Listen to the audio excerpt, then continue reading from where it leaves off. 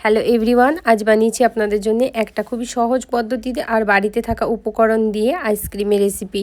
এটা বাচ্চা থেকে বড় সবাই কিন্তু খুব বেশি পছন্দ করবে। দেখুন কত সুন্দর হয়েছে আইসক্রিমটা, আর খেতেও কিন্তু খুবই টেস্টি হয়। বিশ্বাস হচ্ছে না তো, মাত্র 500 গ্রাম দুধ দিয়ে আজকে এতগুলো আইসক্রিম আমি তৈরি করেছি। এই আইসক্রিম কিন্তু মুখে দিলেই মিলিয়ে যাবে, এটা এতটা বেশি টেস্টি হয়। চলুন তাহলে ভিডিওটা শুরু করছি, পুরো ভিডিওটা অবশ্যই দেখে যাবেন। সবার প্রথমে দেখুন একটা কড়াই নিয়েছি, আর এর মধ্যে নিয়ে নেবো হচ্ছে 500 গ্রাম লিকুইড দুধ। আপনারা যে কোনো দুধ দিয়ে তৈরি করতে পারেন। দুধটা কিন্তু কোনো রকম এক্সট্রা ফোটানোর দরকার নেই, আপনারা শুধুমাত্র যেটা ফুল ফ্যাট ক্রিম পাওয়া যায় সেটা ব্যবহার করলেই কিন্তু বেশি টেস্টি হয়।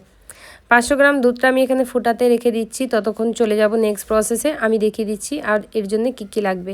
এখানে দেখুন আলাদা একটা বাটিতে নিচ্ছি কাস্টার্ড পাউডার। এই কাস্টার্ড পাউডারটা যে কোনো মুদি দোকানে আপনারা পেয়ে যাবেন, যদি না পান তাহলে আপনারা অবশ্যই আমার ইউটিউব চ্যানেলের ডেসক্রিপশন বক্স থেকে পেয়ে যাবেন, ওখান থেকে আপনারা এই কাস্টার্ড পাউডারটা কিনে নিতে পারবেন।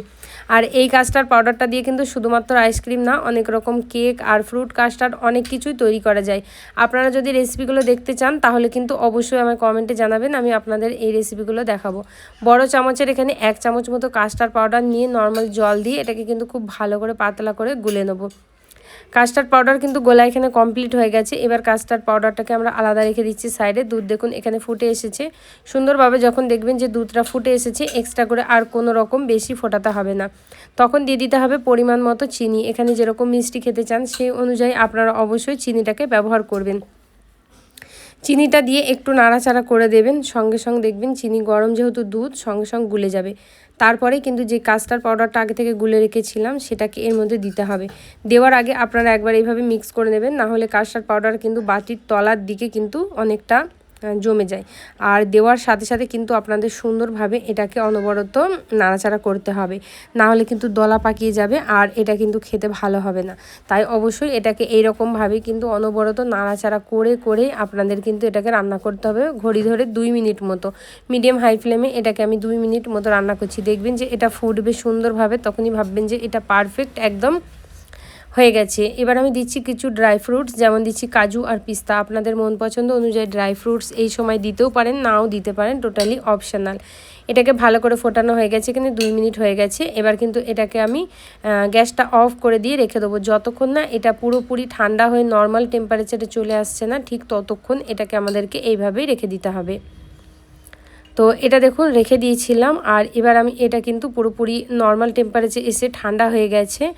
আর এবারে এটাকে আমাদের মিক্সিং জারের মধ্যে নিয়ে খুব ভালোভাবে ব্লেন্ড করতে হবে। চলুন তাহলে আমি এটাকে ভালো করে ব্লেন্ড করে নিয়ে চলে আসছি।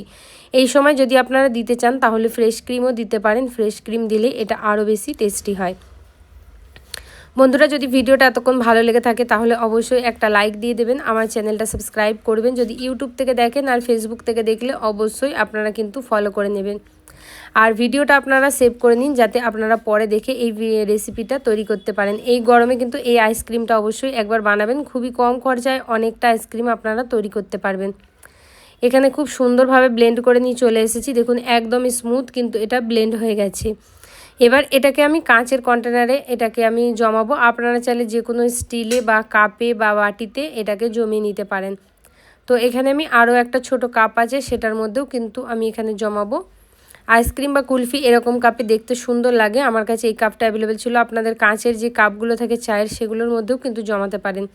এখানে দুটো ছোট ছোট এইভাবে কাঁচের বাটি ছিল, এগুলোর মধ্যেও কিন্তু আমি জমিয়ে নিচ্ছি। আর ওপর থেকে গার্নিশ করার জন্য দিয়ে দেবো পিস্তা কুচি। এটা দিলে দেখতেও সুন্দর লাগে, আর মুখে ছোট ছোট পিস্তা কুচি পুড়লে এটা খেতেও খুবই ভালো হয়। পিস্তাগুলো সবকটার মধ্যেই কিন্তু আমি সুন্দর করে ছড়িয়ে দেবো। আর ছড়িয়ে দেওয়ার পরে এটাকে আমি এবার ডিপ ফ্রিজে রেখে দেবো প্রায় 8 থেকে 9 ঘন্টার জন্য। এটা আমি সন্ধ্যাবেলা তৈরি করেছি, এটাকে সারা রাত রাখার পরে দেখাচ্ছি। এই কাঁচের কন্টেনারটাকে ঢাকনা বন্ধ করে দিলাম, আর বাকিগুলো কিন্তু ফয়েল পেপারেও আপনারা দিয়ে দিতে পারেন, বা আপনারা যে কোনো ঢাকনা দিয়ে এটাকে ডিপ ফ্রিজে রেখে দেবেন প্রায় 8 ঘন্টা পর। তারপরে আমি আপনাদের দেখাচ্ছি।